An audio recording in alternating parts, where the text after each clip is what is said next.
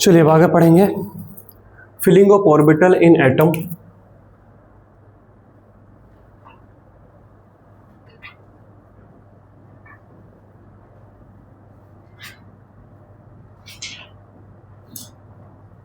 filling of orbital in an atom।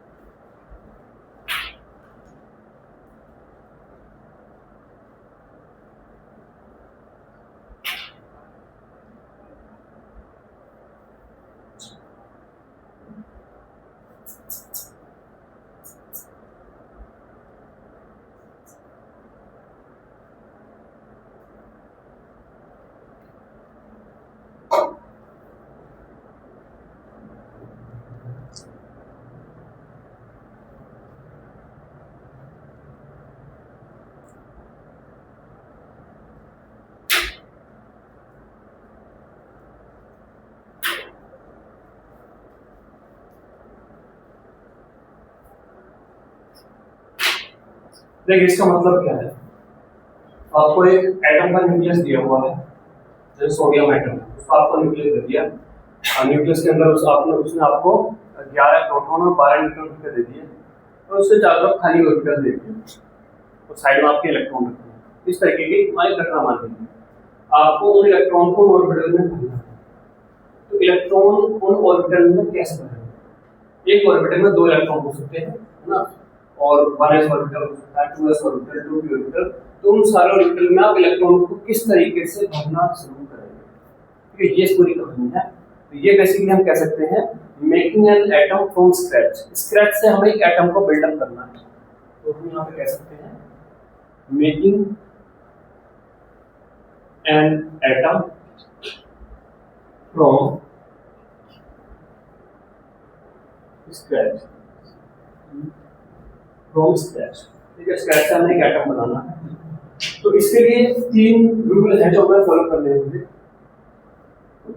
इसलिए हमें 3 rule हैं जिनको हमें फॉलो करते हुए इलेक्ट्रॉन को बनाना है, ठीक। चलिए तो इसमें लिखिए, ये जो पूरा प्रोसेस है इसको बोला जाएगा electronic configuration.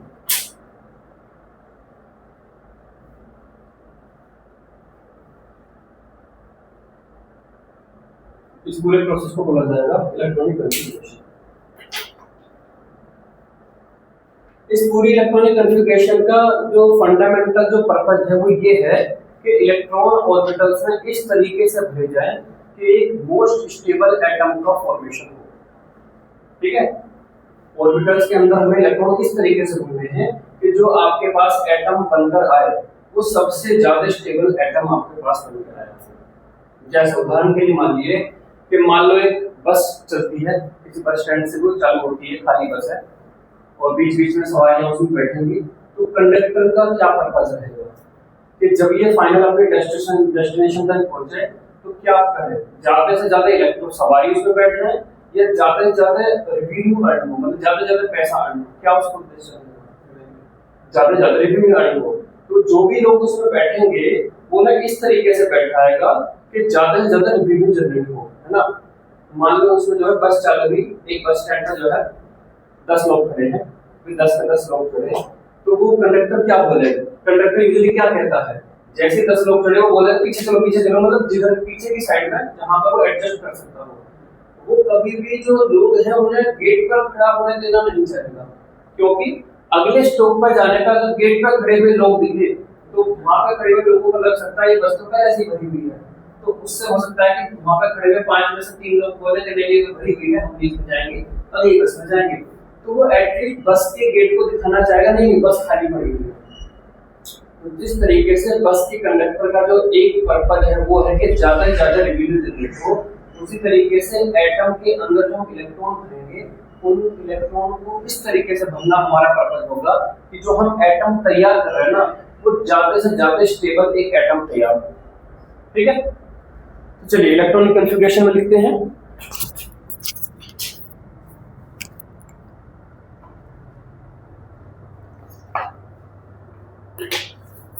The distribution of electron, the distribution of electron, the distribution of electron in various orbital, the distribution of electron in various orbital is known as electronic configuration, is known as electronic configuration, is known as electronic configuration।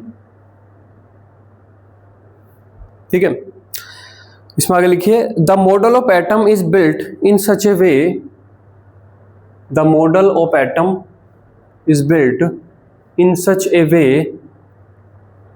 In such A way that an electron occupies, that an electron occupies its most stable, its most stable position available, most stable position available। ठीक है, तो orbitals के अंदर electron कैसे भरे जाएंगे, इसके 3 rule हैं। तो पहला रूल हम अब लिखें ऑफ-बाउ रूल, ऑफ-बाउ, ऑफ-बाउ प्रिंसिपल है ना, ऑफ-बाउ प्रिंसिपल, ऑफ-बाउ प्रिंसिपल। ठीक है, ऑफ-बाउ कहाँ का साइंटिस्ट है, कौन से देश का साइंटिस्ट, जर्मनी का, तुम बताओ हैं? ग्रीक लग रहा है तुम्हें, क्या कहाँ का लग रहा है? ऑफ-बाउ कहाँ का लग रहा है, कहाँ का साइंटिस्ट लग रहा है, तुम बताओ। ऑफ-बाउ किसी साइंटिस्ट का नाम है ही नहीं। ऑफ-बाउ एक जर्मन वर्ड है जिसका मतलब है टू बिल्डिंग अप, मतलब बनाना, है ना। तो लिखिए इसमें aufbau is a German word, aufbau is a German word having meaning, having meaning building up, having meaning building up, having meaning building up, building up, मतलब हम कुछ बनाने जा रहे हैं। तो मतलब इस तरीके से ऑफ-बाउ प्रिंसिपल इसका नाम रखा है। क्या बनाने जा रहे हैं, एक एटम को बनाने जा रहे हैं, उसमें हम इलेक्ट्रॉन भरेंगे। घर है, घर के पास जमीन है, उस पर ईंट ईंट रख के हम एक मकान बनाने जा रहे हैं। इस तरीके से आप मान लीजिए कि ऑर्बिटल खाली पड़े हैं अभी, उसमें इलेक्ट्रॉन हमें भरने हैं, तब एटम बनेगा। इसमें लिखिए this principle states that, this principle states that, this principle states that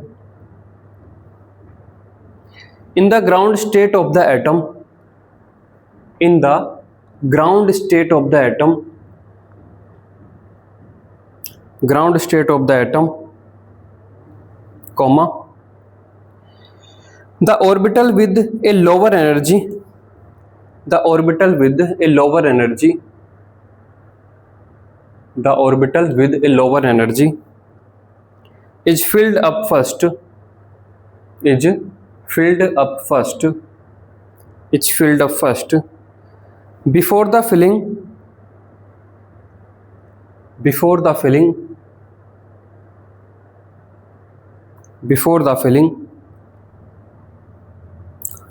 for the orbital, before the filling for the orbital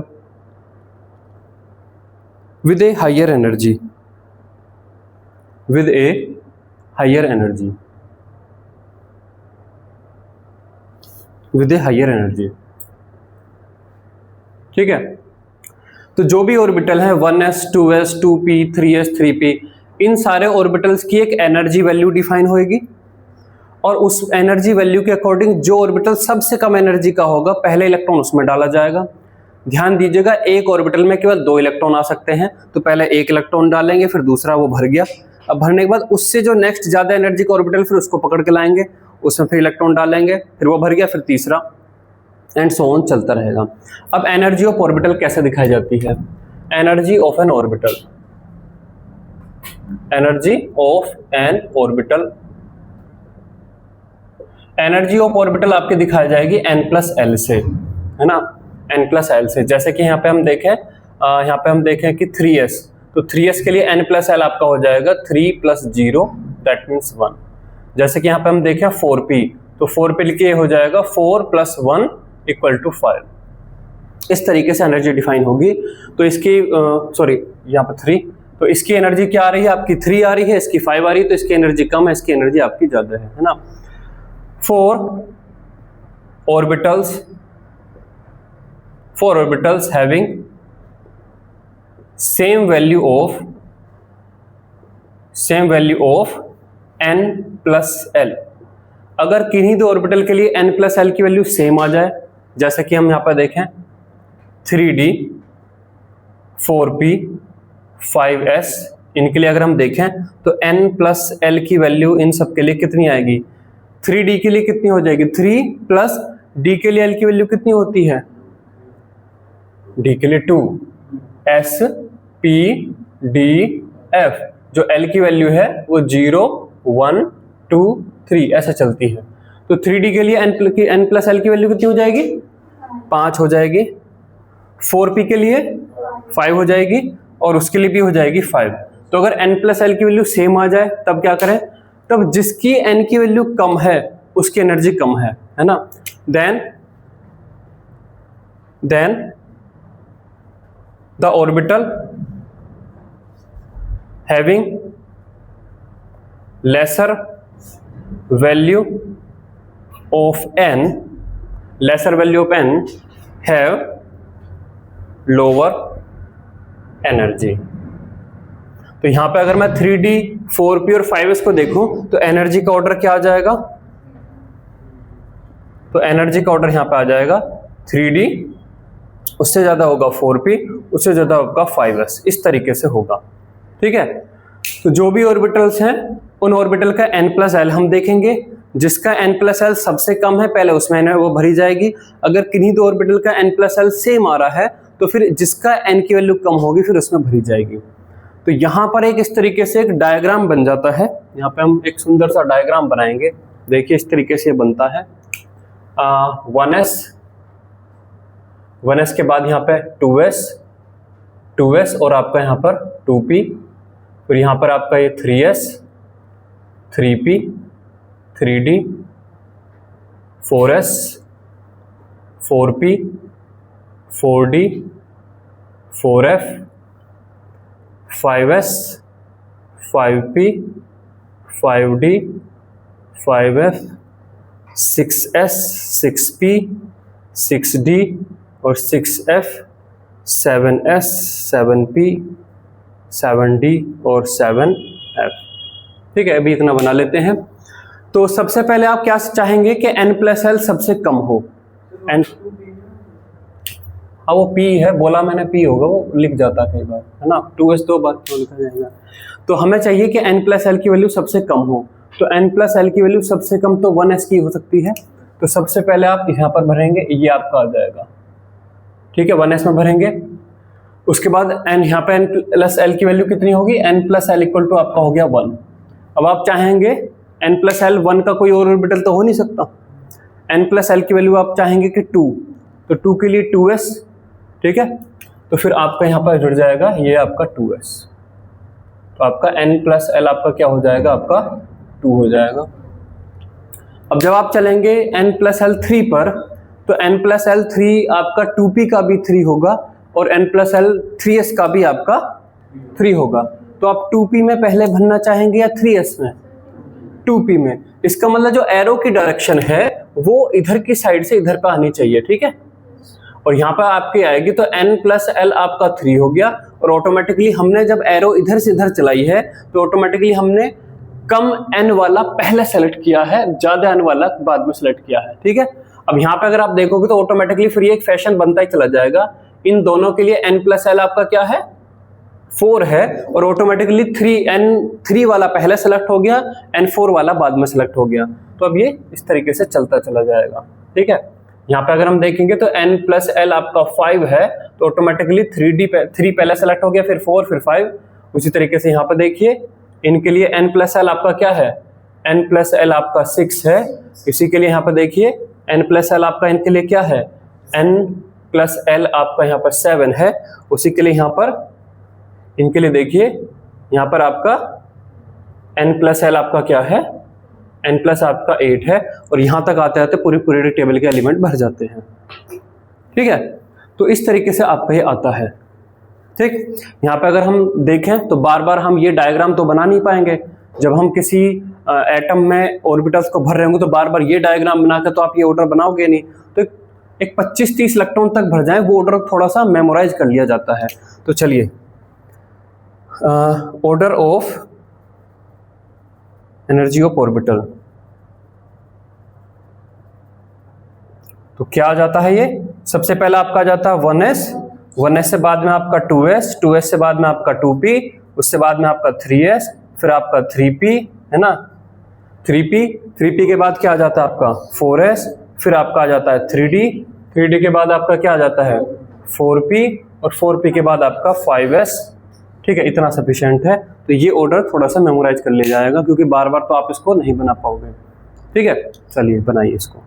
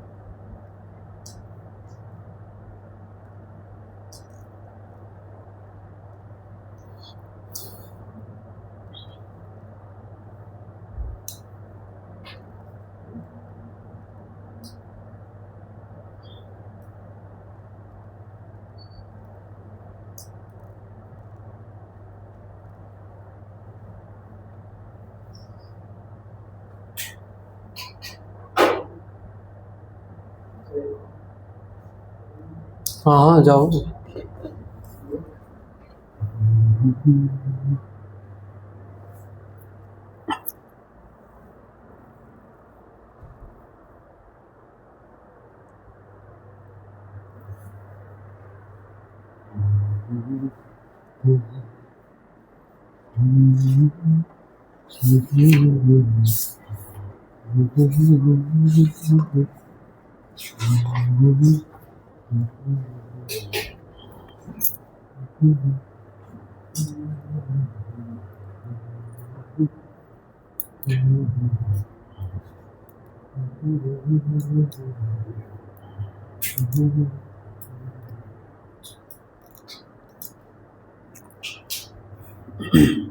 हो गए? चलिए तो अगले उस पर चलते हैं। अगला जो रूल है,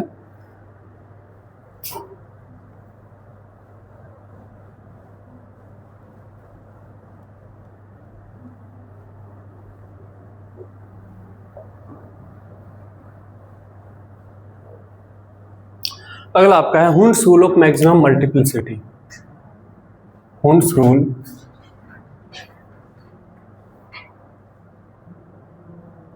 रूल फॉर मैक्सिमम मल्टीप्लिसिटी।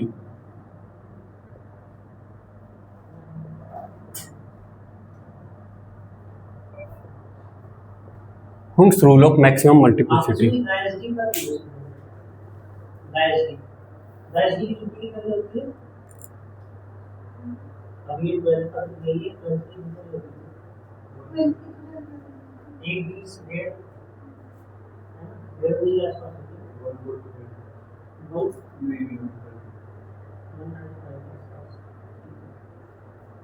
चलिए Hund's rule of maximum multiplicity. तो मैंने हुंड को लिखते टाइम ऐसा लिखा है, ऐसे यू मैंने ऐसे बनाया और एन मैंने ऐसे बनाया। तो उसी तरीके से है कि एक इलेक्ट्रॉन का स्पिन ऐसे और एक इलेक्ट्रॉन का स्पिन ऐसे है। ये रूल बात करता है कि पेयरिंग कब होगी। दैट मीन्स एक इलेक्ट्रॉन आपका अप है और एक इलेक्ट्रॉन उसके साथ डाउन है, तो जब दो इलेक्ट्रॉन आ जाते हैं तो वो इलेक्ट्रॉन की पेयरिंग हो रही है। एक ऑर्बिटल में मैक्सिमम 2 इलेक्ट्रॉन हो सकते हैं, लेकिन 2 इलेक्ट्रॉन हम कब भरना चाहेंगे, ये रूल उसके लिए है। ठीक है, तो इसका स्टेटमेंट लिखिए पहले। This rule states that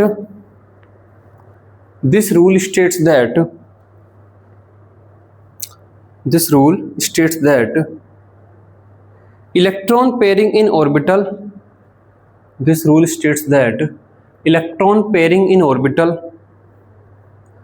of similar energy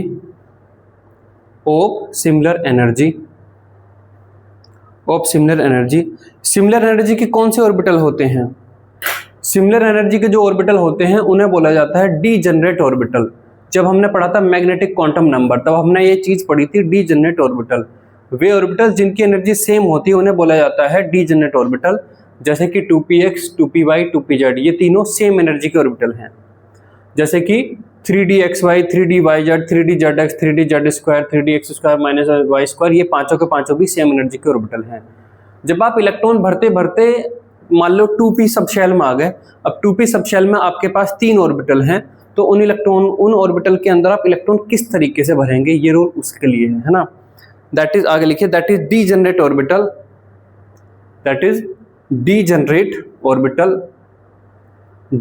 orbital, bracket में लिख लीजिए। Example 2px, 2py, 2pz, also 3dxy, 3dyz, 3dzx, 3dx2 minus y2 and 3dz2, bracket close, will not takes place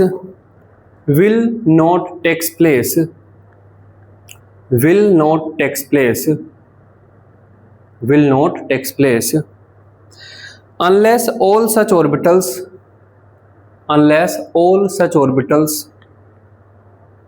contain one electron each with parallel spin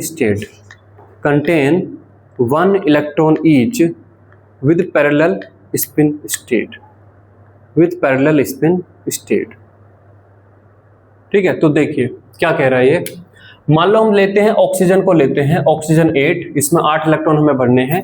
तो सबसे कम energy का orbital आपका 1s है, उसके बाद आपका है 2s है, और उसके बाद आपका है 2p। 2p सब शेल है जिसके अंदर 3 ऑर्बिटल हैं। तो यहाँ पर मैं इसके रिगार्डिंग एक बॉक्स टाइप से सेटअप बना देता हूँ। ये कि बॉक्स मैंने यहाँ बना दिया, एक बॉक्स मैंने यहाँ पे बना दिया है। और 2p सब शेल के अंदर आपके आते हैं 3 ऑर्बिटल जो कि तीनों के तीनों सेम एनर्जी के हैं। ठीक है, ये मैंने यहाँ पे बना दिया। और ये आपका 1s है। यहाँ पर जो ऑर्बिटल है वे मान लो 2px, 2py और आपके 2pz हैं। ये तीनों के तीन ऑर्बिटल सेम एनर्जी रखते हैं, इनमें एनर्जी में कोई डिफरेंशिएशन नहीं है। तो सबसे पहले एक इलेक्ट्रॉन यहाँ पर भरा जाएगा, एक इलेक्ट्रॉन यहाँ पर भर दिया। आप इलेक्ट्रॉन को ऐसे भी दिखा सकते हो, ये अप स्पिन दिखा रहा है, या आप इलेक्ट्रॉन को ऐसे डबल साइडेड करके भी दिखा सकते हो। ठीक है, दोनों बातें सेम ही हैं, कोई अंतर उसमें नहीं है। तो पहले मैंने एक इलेक्ट्रॉन भरा। अब एक ऑर्बिटल के अंदर मैक्सिमम 2 इलेक्ट्रॉन हो सकते हैं, लेकिन वे दोनों इलेक्ट्रॉन अपोजिट स्पिन में होते हैं। ये थर्ड जो हमारा है पाउलीज प्रिंसिपल ये बताता है, वो अभी हम पढ़ेंगे। तो पहले हमने एक इलेक्ट्रॉन भरा, उसके अंदर एक इलेक्ट्रॉन अभी हमें और भरना पड़ेगा, तब हम आगे चल सकते हैं। तो एक इलेक्ट्रॉन और भरेंगे और वो भी हम यहाँ पर अपोजिट स्पिन का भरेंगे। तो ये ऑर्बिटल पूरा भर गया है, 2 इलेक्ट्रॉन खत्म हो गए हमारे। अब अगले ऑर्बिटल पे चलते हैं। तीसरा इलेक्ट्रॉन मैंने फिर यहाँ भरा और चौथा इलेक्ट्रॉन फिर मैंने यहाँ भरा। ठीक है, अब 5वें इलेक्ट्रॉन पर आते हैं। तो 5वां इलेक्ट्रॉन आप यहाँ भरोगे, 6ठा इलेक्ट्रॉन आप यहाँ पर नहीं भरोगे। अगर आपने 6ठा इलेक्ट्रॉन यहाँ पर भर दिया, जैसे कि मैं यहाँ पर दिखाता हूं, है ना, 5वां आपने यहाँ भरा और 6ठा आपने यहीं पे भर दिया। दैट मीन्स ये अगर मैं यहाँ पे असाइनिंग करूँ, ये 5th इलेक्ट्रॉन है और ये आपका 6th इलेक्ट्रॉन है। तो ये एक तरीके से अभी आपने गड़बड़ कर दी है ना, आपको ऐसा नहीं करना है। ये 5वां है, तो 6ठा आपको फिर पहले यहां भरना है। ठीक है, फिर 7वां आपको यहां पर भरना है। दैट मीन्स इन तीनों ऑर्बिटल में सेम स्पिन का एक एक इलेक्ट्रॉन हमें भरना है। अभी हमने जो इलेक्ट्रॉन भरे हैं स्पिन अप के भरे हैं, तो या तो तीनों इलेक्ट्रॉन स्पिन अप के भरो या तीनों इलेक्ट्रॉन स्पिन डाउन के भरो। अप या डाउन में कोई अंतर नहीं है, है ना। अब जब मैंने यहाँ पे तीनों में एक एक स्पिन का एक सेम स्पिन का इलेक्ट्रॉन भर दिया है, तब जो अगला इलेक्ट्रॉन है तब हम यहाँ पर पेयरिंग स्टार्ट करेंगे। तब हमने यहाँ पर ये हमने 8वां इलेक्ट्रॉन यहाँ पर इसको दिया है। अगर हम ऐसा नहीं करते हैं तो इसका मतलब फिर हुंड्स रूल का वॉयलेशन हो रहा है। ऐसा किया क्यों है? देखिए, हमारा यहाँ पर जो तीनों प्रिंसिपल जो रूल हैं, इनका पर्पज है एटम को ज़्यादा से ज़्यादा स्टेबिलिटी देना। ठीक है, एटम को ज़्यादा से ज़्यादा स्टेबिलिटी देना हमारा पर्पज है। एक ऑर्बिटल में जब 2 इलेक्ट्रॉन है, तो 2 इलेक्ट्रॉन जो है सेम चार्ज की चीजें हैं, तो 2 इलेक्ट्रॉन आपस में रिपल्सन करेंगे। तो हम एक ऑर्बिटल के अंदर हमें 2 इलेक्ट्रॉन भरने हैं, लेकिन 2 इलेक्ट्रॉन हम तब तक नहीं भरेंगे जब तक काम नहीं चल रहा हो। काम अगर चल रहा है बिना पेयरिंग करे तो हम पहले काम चलाएंगे। मान लो हमारे पास 5वां इलेक्ट्रॉन आया, पहले हमने यहाँ भरा, 6ठे को फिर अलग रखो, क्योंकि फालतू में एक ही ऑर्बिटल में 2 इलेक्ट्रॉन डालोगे तो रिपल्सन है, उसको हमें ओवरकम करने के लिए हमें एनर्जी लगेगी। तो 5वां यहाँ भरा, 6ठे को फिर यहाँ भरो, 7वें को यहाँ भरो, सब में एक एक एक भर दिया। अब 8वें को फिर यहाँ पर, तब तो हमें फिर पेयरिंग करनी पड़ेगी, है ना, तब तो हमें पेयरिंग करनी पड़ेगी। तो इस तरीके से आपका ये है। ठीक है, जैसे मान लें बस में जो है, बस में 3 लेडीज चढ़ी और 3 जेंट्स चढ़े, तो कंडक्टर क्या चाहेगा कि तीनों जेंट्स को तो एक सीट पे बैठा दूं, तीनों लेडीज को एक सीट पे बैठा दूं, जिससे किसी तरीके कोई भी सोशल प्रॉब्लम क्रिएट ना हो, है ना। ऐसा नहीं करेगा कि एक लेडीज बैठा दी फिर एक आदमी बैठा दिया, इस तरीके की चीज वो नहीं चाहेगा। एटम की स्टेबिलिटी हमारा यहाँ पे पर्पज है। तो हम एक ऑर्बिटल के अंदर पहले एक इलेक्ट्रॉन रखेंगे। हम पेयरिंग तब तक अवॉइड करेंगे, हम पेयरिंग को तब तक अवॉइड करेंगे जब तक कर सकते हैं। और कब तक कर सकते हैं? पहला एक इसमें भर दिया, फिर इसमें भर दिया, फिर एक इसमें भर दिया। अब हम अवॉइड नहीं कर सकते तो हमें यहाँ पर भरना पड़ेगा।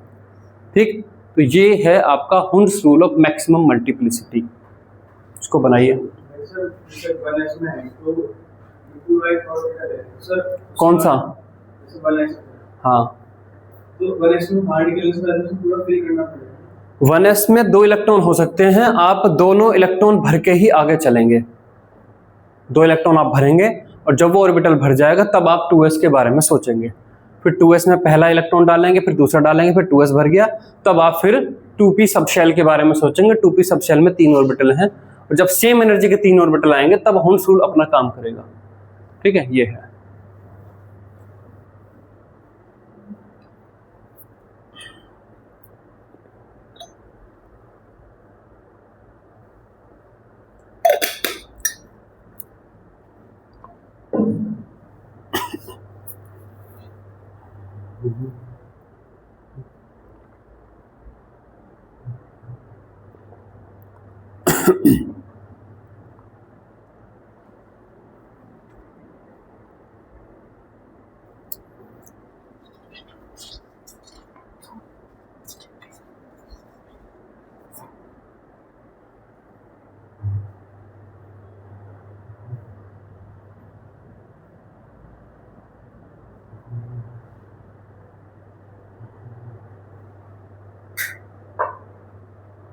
चलिए, हो गया।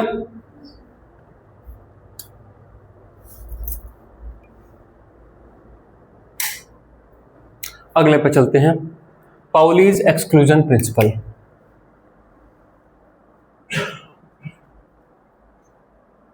Pauli's exclusion principle, Pauli's exclusion principle. ये प्रिंसिपल ये कहता है कि आप एटम के अंदर कोई भी इलेक्ट्रॉन उठाइए, उसकी चारों क्वांटम नंबर का सेट सेम नहीं होने का, है ना। ये ऐसे ही है जैसे कि आप भारत देश के अंदर किन्हीं भी दो लोगों के आधार नंबर उठाइए, तो उन दोनों लोगों के सारे आधार नंबर की मतलब आधार पूरा नंबर जो है वो सेम नहीं होने का। चाहे कोई ना कोई एक डिजिट अलग हो, लेकिन डिजिट अलग होगी, ठीक है। जैसे कितना रहता है, 12 डिजिट का है, तो 12 डिजिट में मान लो शुरू की 11 डिजिट सेम है, तो हो सकता है शुरू 12वीं वाली डिजिट अलग हो। तो एक आइडेंटिटी, एक यूनिक नंबर सबका होगा। तो उसी तरीके से यहाँ पर जो इलेक्ट्रॉन के लिए N, L, M और S है, वो इलेक्ट्रॉन की एक यूनिक आइडेंटिटी है। तो किन्हीं भी दो इलेक्ट्रॉनों की आइडेंटिटी अलग होगी, तो किन्हीं भी दो इलेक्ट्रॉन की चारों क्वांटम नंबर सेम नहीं हो सकती। अगर चारों क्वांटम नंबर सेम होगी तो दोनों को सेम ही नंबर असाइन कर दिया, ठीक है। तो किन्हीं भी दो लोगों का आधार नंबर सेम नहीं होने का, या वोटर आईडी नंबर सेम नहीं होने का, या ड्राइविंग लाइसेंस सेम नहीं होने का, ये सेम ऐसे ही है। इसी की वजह से जब हम एक ऑर्बिटल के अंदर इलेक्ट्रॉन भरते हैं तो एक को अप कर देते हैं तो दूसरे को डाउन।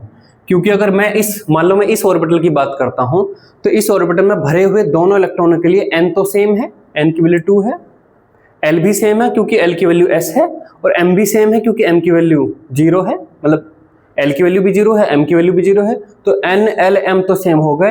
तो बचाने का क्या तरीका है कि कम से कम s अलग कर दो, तो ऑर्बिटल में जो दोनों इलेक्ट्रॉन भरे गए हैं वो अप एंड डाउन के हैं, जिससे एक का स्पिन प्लस हाफ है तो दूसरे का फिर ऑटोमेटिकली माइनस हाफ हो जाएगा।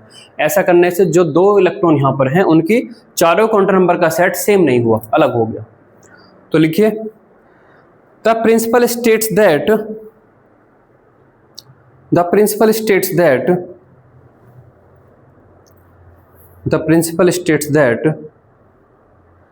no two electrons in one atom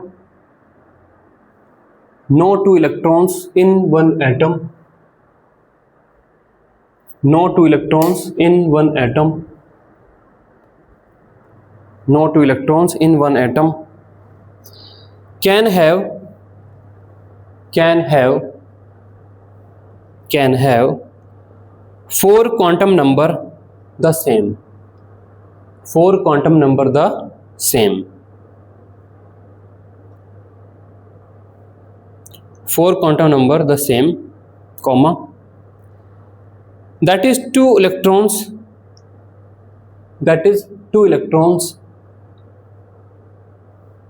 in an orbital. That is two electrons in an orbital have different value of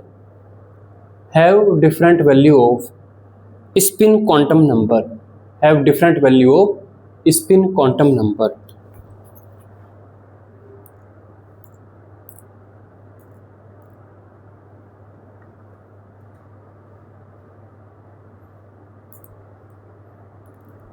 spin quantum number, ठीक है। चलिए, तो ये तीन रूल हैं जिसके अकॉर्डिंग एटम के अंदर, एटम में जो ऑर्बिटल है उसमें इलेक्ट्रॉन कैसे भरे जाएंगे, ये है ना।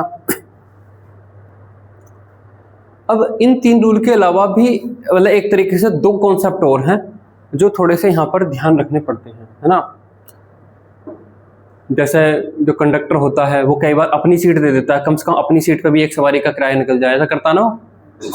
कई बार जो कंडक्टर होता है वो जो बस का जो जहाँ पे इंजन होता है वो उसके ऊपर बैठा, यहाँ बैठ जा, सीट नहीं है हालांकि वो, जिससे कि ज़्यादा रेवेन्यू निकल जाए। तो ऐसे ही फंडामेंटल तो 3 प्रिंसिपल हैं, लेकिन 2 छोटे छोटे कॉन्सेप्ट और हैं जिनको ध्यान रखना पड़ता है, जिनका इफेक्ट पड़ता है कि ऑर्बिटल की फिलिंग में। जैसे आपको पता होगा क्रोमियम, कॉपर, इनकी फिलिंग ऐसा नहीं है जैसे कि ये 3 रूल बोल रहे हैं, इनमें कुछ डिफरेंस आता है। तो डिफरेंस आता क्यों है? दैट मीन्स क्रोमियम में आपको पता होगा कि 4s1 और 3d5 किया हुआ है, जिसे कई बार बोल देते हैं तो एक्सेप्शन है। एक्सेप्शन ना बोलें, उसकी एक्सप्लेनेशन जाने तो पता चलेगा कि वो एक्सेप्शन नहीं, उसकी एक्सप्लेनेशन है। जैसे कि कॉपर में क्या है, 4s1 और 3d10 है, उसे भी एक्सेप्शन बोल देते हैं। एक्सेप्शन नहीं है, एक्सेप्शन का मतलब तो आपने वो रूल नहीं पढ़ा है या आपको जानकारी नहीं है। तो चलिए आगे 2 कॉन्सेप्ट और हम पढ़ेंगे। कॉन्सेप्ट ऑफ एक्सचेंज एनर्जी है ना, तो लिखिए यहां पर कॉन्सेप्ट ऑफ एक्सचेंज एनर्जी।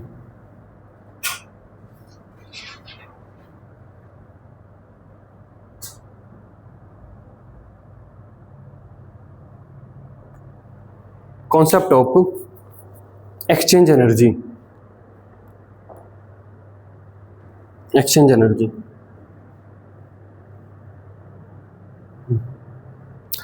ठीक है, इसमें लिखिए the extra stabilization in the orbital arises, the extra stabilization,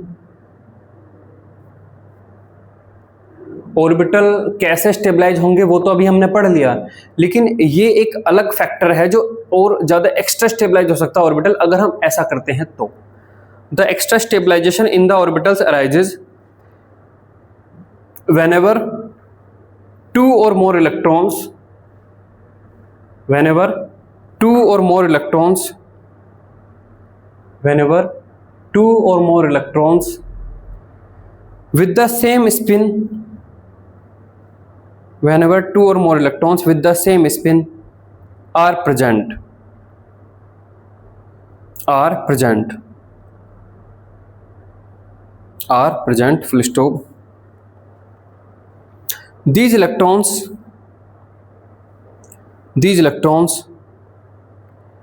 tend to exchange their positions, these electrons tend to exchange their position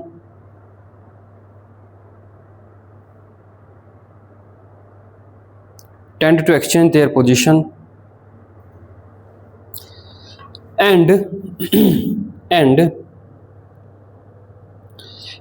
released due to this exchange, and energy released due to this exchange is called exchange energy, is called exchange energy, is called exchange energy। तो चलिए अब यहाँ पर देखें, हम देखते हैं यहाँ पर केस 1 यहाँ पे देखते हैं। इफ क्रोमियम हैव, अगर आप क्रोमियम को बनाते हो 4s2 और 3d4 बनाते हो, अगर आप क्रोमियम के इलेक्ट्रॉनिक कॉन्फ़िगरेशन ये लिखते हो, हालांकि ये नहीं होता है, तो जो हमारी एक्सचेंज एनर्जी कितनी आती है, तो यहाँ पर देखिए डी ऑर्बिटल के अंदर आप इलेक्ट्रॉनों को कुछ इस तरीके से भरोगे,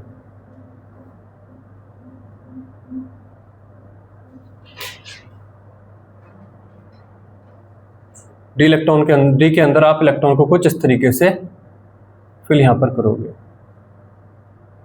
ठीक है, ये आपका 3D है, 3D को आपने इस तरीके से भरा है। जब ऐसे भरेंगे तो कितने एक्सचेंज पेयर बनते हैं और एक्सचेंज पेयर बनने पे कितनी एक्सचेंज एनर्जी निकलती है उसको हम यहाँ पे देखते हैं। तो यहाँ पर देखिए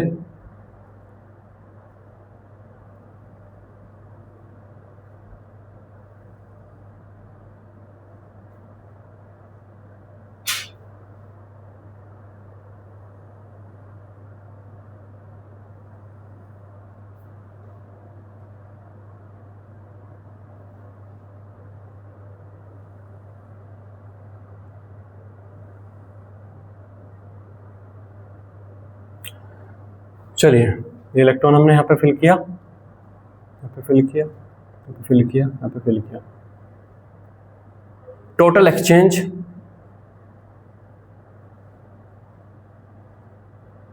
बाय इलेक्ट्रॉन इलेक्ट्रॉन 1, मैं इसे इलेक्ट्रॉन 1 बोल देता हूँ, इसे 2 बोल दूंगा, इसे 3 से 4 ऐसे, है ना। जो इलेक्ट्रॉन नंबर 1 है वो बाकी जो इलेक्ट्रॉन भरे हुए हैं सेम स्पिन के ही, उनके साथ कितने एक्सचेंज कर सकता है। देखिए पहले वाला इलेक्ट्रॉन, ये वाला इलेक्ट्रॉन दूसरे के साथ जा सकता है और दूसरे वाला इधर आ सकता है। ये इलेक्ट्रॉन अपनी पोजीशन बदल के यहाँ से यहाँ चला गया और ये वाला यहाँ से यहाँ आ गया। 1 2 की जगह चला गया, 2 1 की जगह चला आ गया, ये एक एक्सचेंज है। 1 वाला 3 की जगह जा सकता है और 3 वाला वापस 1 की जगह आ सकता है, दूसरा एक्सचेंज हो गया। 1 वाला 4 की जगह जा सकता है और 4 वाला 1 की जगह आ सकता है। तो कितने एक्सचेंज, अगर हम इलेक्ट्रॉन 1 को देखें तो कितने एक्सचेंज क्रिएट करे उसने, 3, टोटल एक्सचेंज उसने क्रिएट करे 3।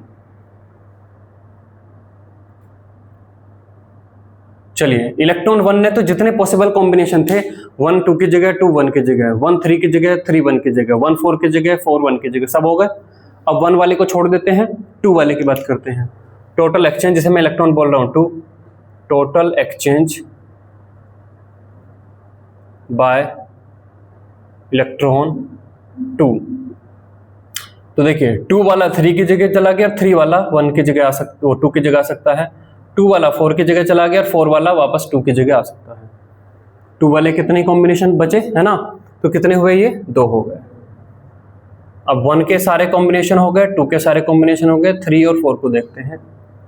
3 वाला 4 की जगह जा सकता है और 4 वाला वापस 3 की जगह आ सकता है। तो टोटल एक्सचेंज बाय इलेक्ट्रॉन 3, तो कितने हो गए, 1 हो गए। 4 वाला ऑटोमेटिकली सब में कवर हो ही चुका है, आप ध्यान से देखें। तो अगर आपके पास 4 इलेक्ट्रॉन है तो यही 6 कॉम्बिनेशन बैठते हैं। कोई ऐसा कॉम्बिनेशन है कि ये इसकी जगह और ये इसकी जगह नहीं आया, कोई बचा ऐसा, ध्यान से देखिए। 2 वाला कहीं किसी की जगह नहीं आ पाया हो, 2 वाला 4 की जगह आ गया और 4 2 की जगह आ गया, 2 वाला 3 की जगह 3 2 की जगह, 2 वाला 1 की जगह 1 2 की जगह आ गया, तो सारे कॉम्बिनेशन हो चुके हैं। अगर 4 इलेक्ट्रॉन ऐसे हैं तो इतने ही पॉसिबल कॉम्बिनेशन सेट हैं। तो टोटल एक्सचेंज आपके हुए कितने, टोटल एक्सचेंज इक्वल टू 6, और जितने एक्सचेंज होते हैं उतनी ही एक्सचेंज एनर्जी निकलती है। Total exchange energy, total exchange energy यहां पर बोली जाएगी -6E। माइनस का मतलब है कि ये एनर्जी एटम ने रिलीज करी है। अगर एटम एनर्जी रिलीज कर रहा है तो वो स्टेबल ज्यादा हो रहा है या कम हो रहा है, ज्यादा हो रहा है, तो -6E इसकी स्टेबलाइजेशन एनर्जी मिली। ठीक, चलिए अब ये देखिए, अगर क्रोमियम ऐसा ना होकर 4s2 3d4 ना होकर 4s1 3d5 हो तो क्या फायदा होगा, है ना। Case 2, if Cr have 4s1 और 3d5, अगर क्रोमियम 3 अपने 4s में से एक इलेक्ट्रॉन 3d में पुश कर देता है, 3d में 5 हो जाते हैं, तो क्या हमारे पास मिलता है। दैट मीन्स अब आपके पास क्या होगा, 3d के अंदर इस तरीके से आपको ये 5 इलेक्ट्रॉन दिखेंगे, 1 2 3 4 और 5। तो यहां पर देखिए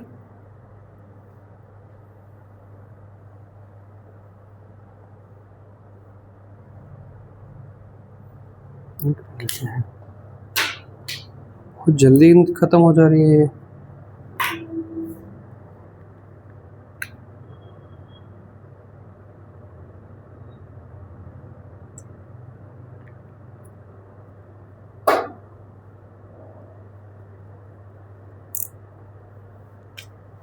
तो एक आपके पास ये है, एक ये है, एक ये है, एक ये है और आपके पास एक ये है। तो टोटल एक्सचेंज बाय E1 यहाँ पे लिख लेते हैं। तो देखिए 1 वाला 2 की जगह चला जाएगा, 2 वाला 1 की जगह आ जाएगा, 1 वाला 3 की जगह चला जाएगा, 3 वाला 1 की जगह आ जाएगा, 1 वाला 4 की जगह चला जाएगा, 4 वाला 1 की जगह आ जाएगा, 1 वाला 5 की जगह चला जाएगा, 5 वाला 1 की जगह आ जाएगा। तो टोटल कितने एक्सचेंज क्रिएट हुए, 4 एक्सचेंज क्रिएट हुए। ठीक है, अगला सेट यहाँ पे देखते हैं।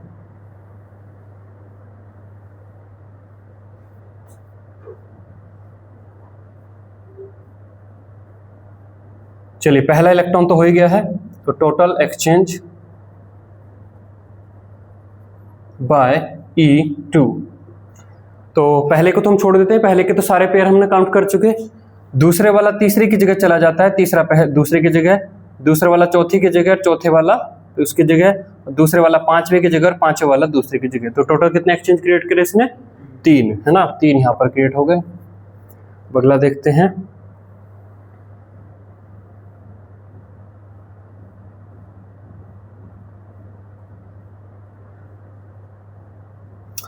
चलिए तीसरे वाला चौथे की जगह चला गया, चौथा पहले तीसरे की जगह आ गया, तीसरे वाला पांचवे की जगह चला गया और पांचवा वाला तीसरे की जगह आ गया। तो टोटल कितने एक्सचेंज हुए? 2। तो टोटल एक्सचेंज बाय E3 कितने हो गए आपके? 2 हो गए। अब चलिए एक और बचा है।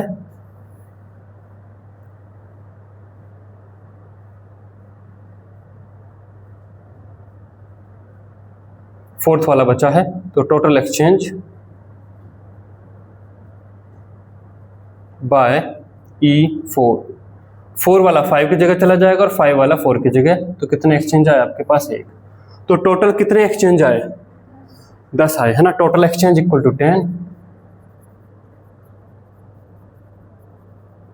10 और total exchange energy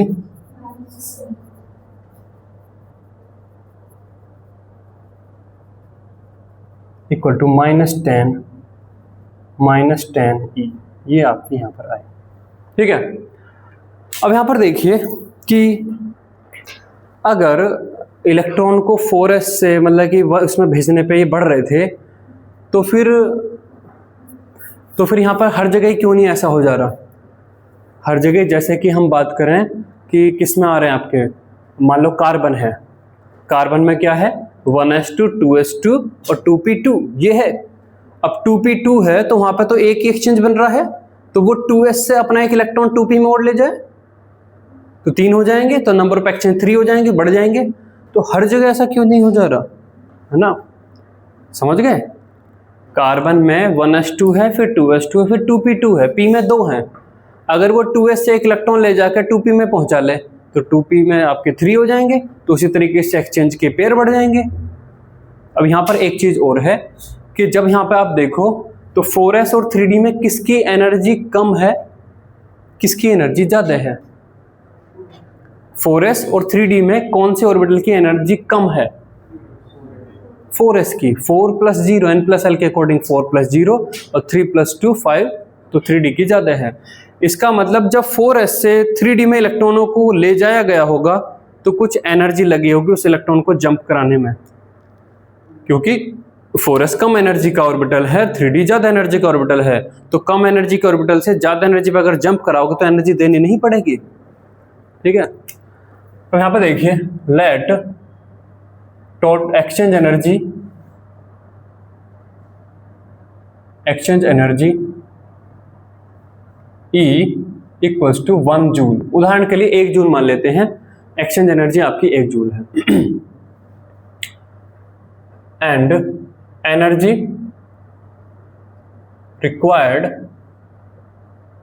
required to jump electron from 4s to 3d = 3 joule. ये है ना। 4s से 3d में जब इलेक्ट्रॉन जंप कराया जा रहा है तो एक इलेक्ट्रॉन को जंप कराने के लिए एग्जाम्पल के लिए 3 जूल एनर्जी देनी पड़ती है। तो अब यहां पर देखिए केस 1 में टोटल कोई जंप नहीं कराया, केस 1 में कोई जंप नहीं कराया, तो टोटल एनर्जी कितनी आएगी? टोटल एनर्जी है ना आपकी आएगी -6e, मतलब के -6 जूल। E की वैल्यू 1 जूल है, तो एटम आपका स्टेबलाइज हुआ 6 जूल से, ठीक है। अब केस 2 में देखिए, केस 2 में अगर आप देखोगे तो टोटल एनर्जी कितनी आई, कोई बताएगा?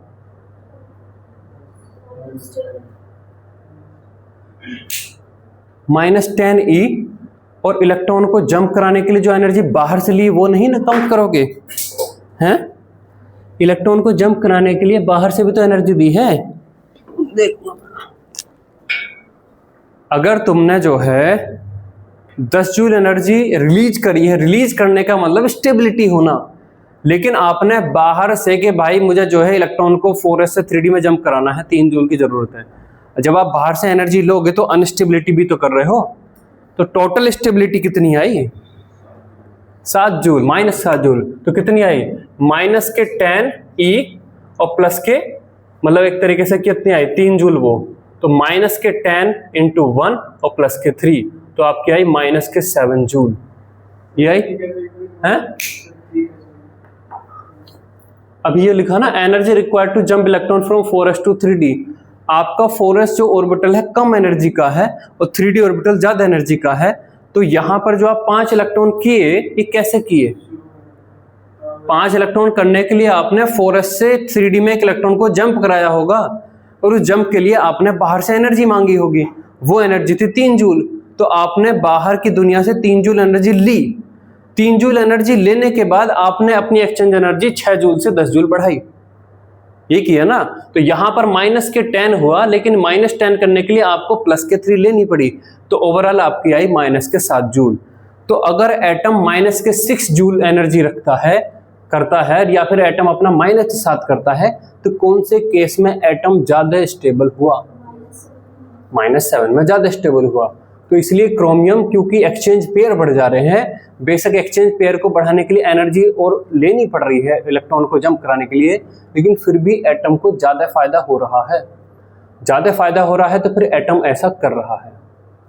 इसका मतलब जब हम बात कर रहे थे कि कार्बन में 1s to 2s to 2p2 है, कि वो 2s से 2p में क्यों नहीं जंप करा ले रहा, तो इसका मतलब वहां पे जो एनर्जी का जो ये है ना, जो पूरा कॉम्बिनेशन है वो सेट नहीं हो रहा होगा वहां पे। समझ गए? मान लो जैसे कि ये 3 की जगह 5 हो जाए तो ये करेगा। अगर ये एनर्जी जंप कराने के लिए 3 की जगह 5 जूल लगने लगे, तो क्या ये करेगा? ऐसा नहीं करने का। तो हो सकता है कार्बन में इसी तरीके से जो जंप कराने वाली एनर्जी वो ज्यादा बैटरी हो, या एक्सचेंज एनर्जी कम बैटरी हो, कुछ भी हो, ये गणित सेट नहीं हो रहा। ये गणित आपका सेट नहीं हो रहा तो नहीं कर रहा। क्रोमियम में ये सेट हो जा रहा है तो वो कर ले रहा है, कॉपर में ये सेट हो जा रहा है तो ये कर ले रहा है। ठीक, देखिए